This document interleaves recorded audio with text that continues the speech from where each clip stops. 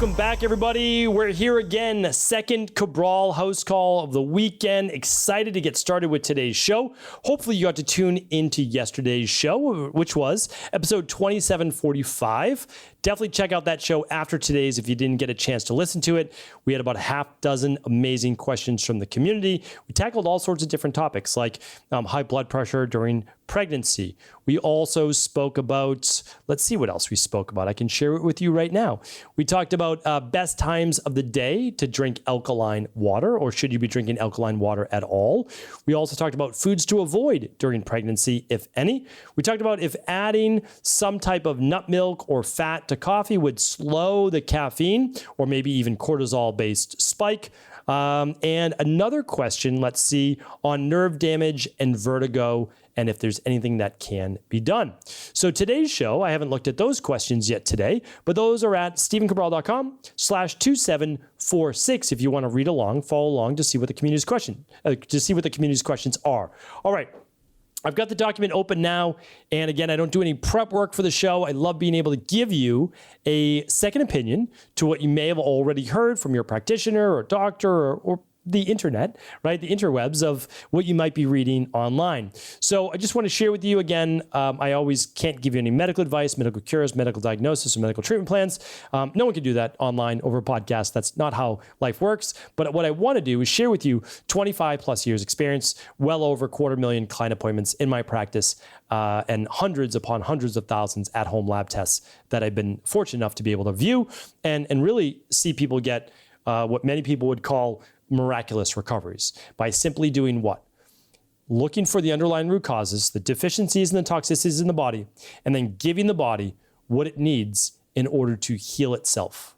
We humans, we think we heal the body. Nope. We give the body what it needs to remove things, to add back in, and allow the body in all of its innate wisdom to heal itself. All right, let's get started. So, first question's from Sarah. Sarah says, hi, Dr. Ball, does a leaky gut cause food sensitivities? Or do food sensitivities cause a leaky gut?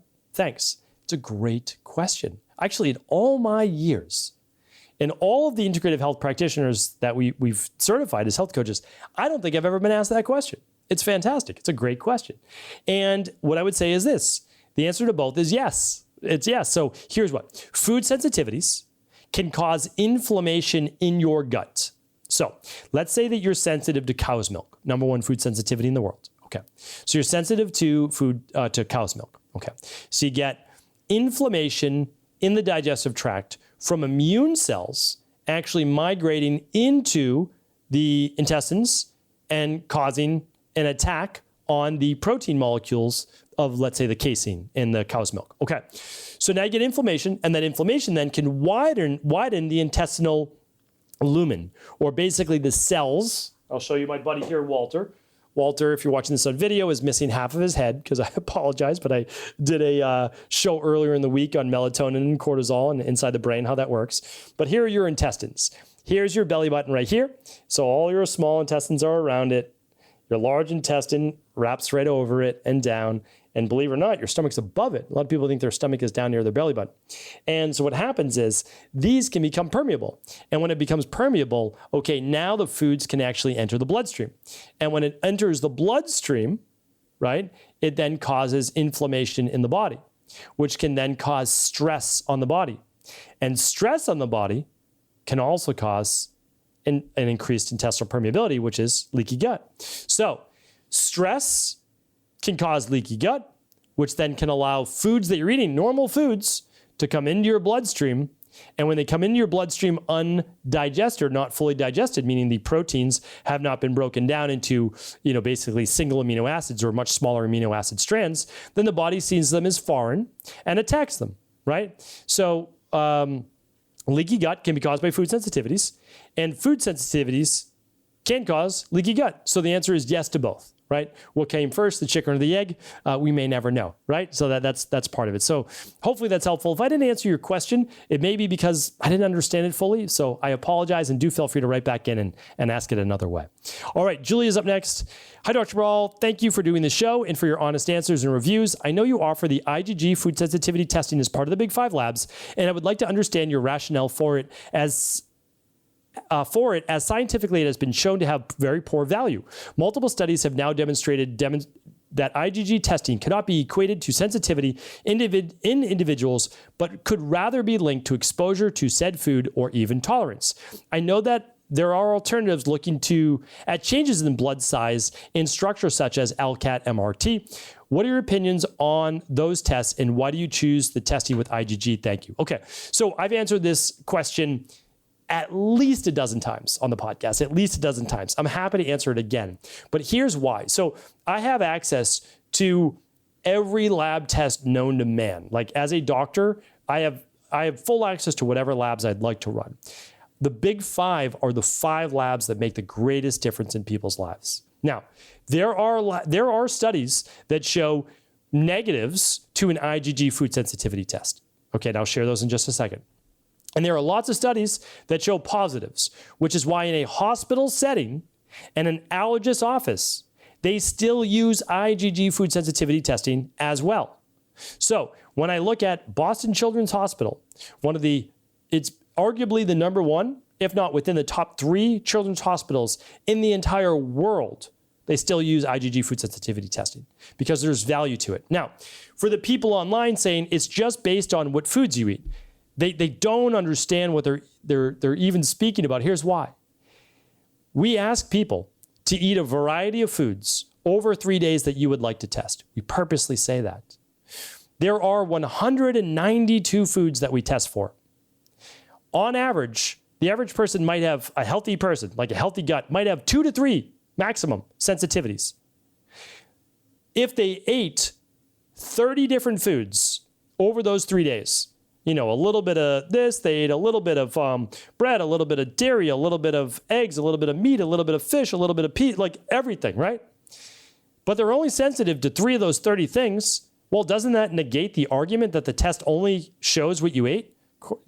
It's absurd. It's absurd, right? Because it would have showed all of them if it was a sensitivity. The test has value. The problem is that you cannot base all of your protocols and findings on one lab. We run the food sensitivity tests with the Candida metabolic and vitamins test. And if there's gut issues, we run an additional one called the bacterium parasite stool test. So we're looking at the gut from 3 angles, every angle. It's called the big 3, not the big 5, but the big 3 is just for the gut. And why this is important is because when we do eliminate many of those food sensitivities, people actually get a reduction in inflammation that can be measured. But not only that, it's not a forever thing that you need to eliminate those.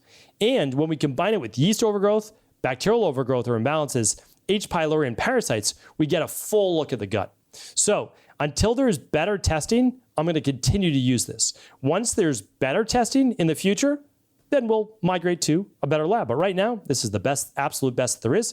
And it gives my clients and people's patients the best results possible. So I feel there's still a lot of value to it. And so do tens of thousands of other doctors. Just some don't, and that's okay. And so the thing is, as a patient or a client, you don't have to run the lab if you don't want to. And that's the amazing thing about taking control of your own health. You get to decide, and I want people to decide. If you don't agree with me, I'm always okay with that. I really am. I'd be totally okay if you don't agree with me still after my rebuttal. I'd be totally fine with that, because you should always do what you feel is best for you and your family, and just run the test that you feel that they're of value from. All right.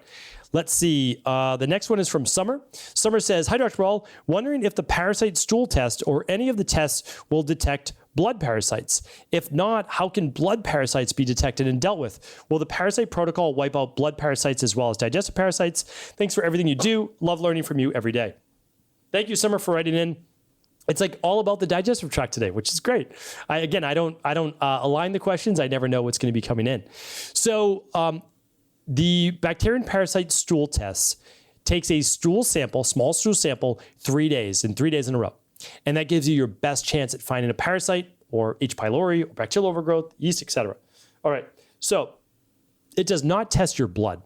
All right. Why does that matter? Well, if you have blood parasites, there is a test that you can do with your PCP and only your medical doctor. And what they do is a blood smear. And they'll actually send it to a lab, and it will be examined under a microscope for parasites. So that's how they do that. All right. The amazing thing about our stool parasite testing is they also use it with a computer and under a microscope too. So that's pretty amazing to be able to find those. All right. And again, I can't give you medical advice for whether our parasupport protocol would help with blood parasites.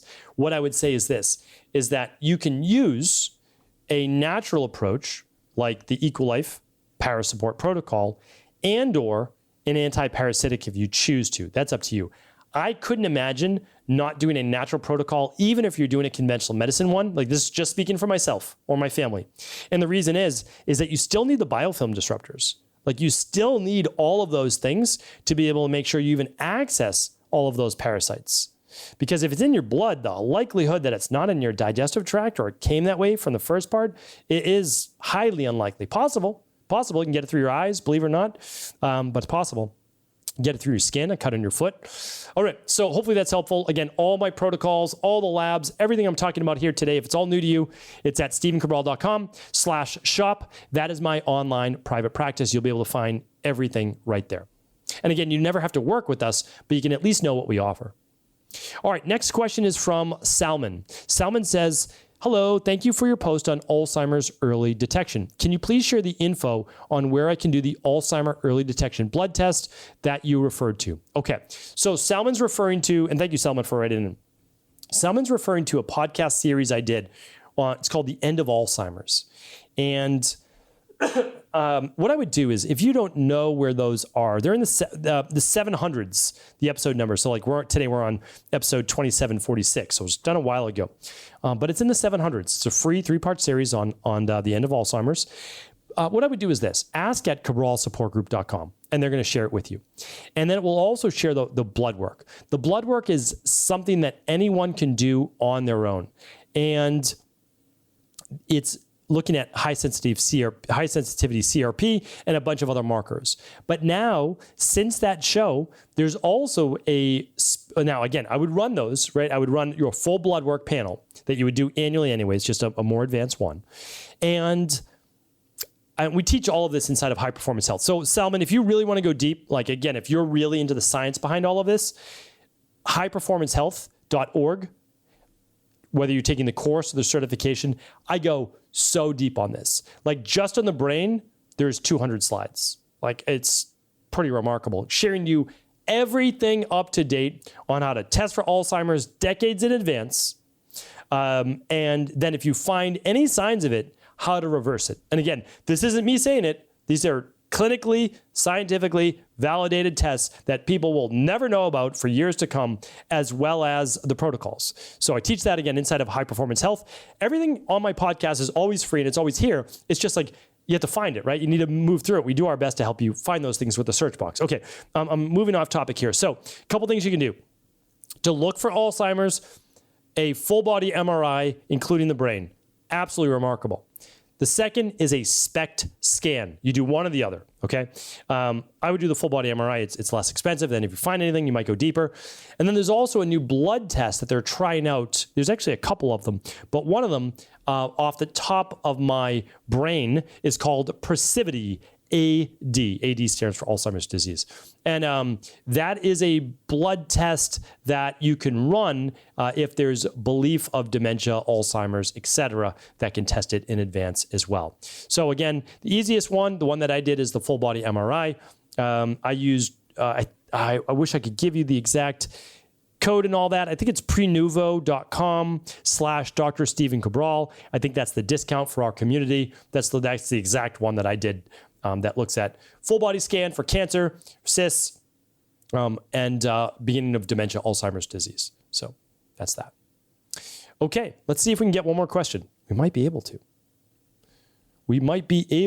Let's see. Is it a long one? Nope, not too long. Let's do it. It's from Kelsey. Maybe another one from Kelsey. Kelsey says, hi, Dr. Cabral. How crucial is spacing meals out 3.5 to 4 hours if you're already doing a longer fasting window?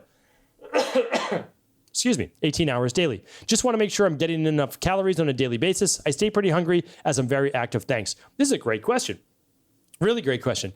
So typically you always want your meals 4 to 5 hours apart. And that's because it takes like 2 to 3 hours to get the food out of your stomach, minimum, especially if you're having meat, it takes longer, or salad, it takes longer to break down those foods, or a big meal. It can just take 3 hours or more, 4 hours. And then you also want to let your blood sugar come back to normal. But I get it. If you're doing a longer fast, your blood sugar is probably normal for 18 hours. So what I would say is this: follow my podcast on food layering so you'll learn how quickly foods digest. If you're having a smoothie, well, a smoothie is going to be digested in like an hour or two, right? If you're having just straight fruit, in under an hour, it'll be digested. So think about the foods that you're eating, and then you can layer it that way. So like, for example, let's say you wanted to get 3 meals in just 6 hours, because that's all you have for your window, right? That's what you're saying, Kelsey. Okay, so can you get 3 meals in 6 hours? It's going to be tough, but the way you can do it is this: smoothie first, right? Like right when you break your fast, okay, that's digested in like 2 hours. Next meal, 2 hours later. And that might be, let's say, simpler, easy to digest foods. Maybe it's like hummus and veggies, and I don't know what it is. I'm just making stuff up like off the cuff here, and some hemp hearts, things like that, right? And then your last meal, that might be your meat, your fish, your veggies, something like that, right? That would be what? It would essentially be 3 hours or so, 3.5 hours after you finish that second meal. And you'd be able to get those 3 in. Do I recommend that? I don't know. You're right that you want to be able to get in all your fruits and veggies and all of those things. So that's the problem with the 6 hour eating window, and that's why I don't typically recommend it. Hard to get in your 7 to 10 servings of fruits and vegetables every day. But yes, if you're adamant about it and getting in all of your calories, you could do that. Or there's no doubt about it that you could still get your calories in 2 meals. You could just do like a fruit appetizer 30 minutes before. Then you get in your meal afterwards. It's easy to get in more calories when you're consuming more calorically dense foods, kind of the opposite of nutrient dense but lower calorie foods. And those would be like your sweet potatoes, your Japanese yams, your maybe some wild rice, plenty of olive oil, which is going to have lots of calories, and your meat, your fish, or your beans, your proteins in that way. So I'll let you decide, but how I laid it out could absolutely be done. You could do it at hour 0, hour 2, and then wait 4 hours, and then hour 6, right before that hour, let's say, 5.5, you'd get in your larger or last meal, and you'd be able to get them all in.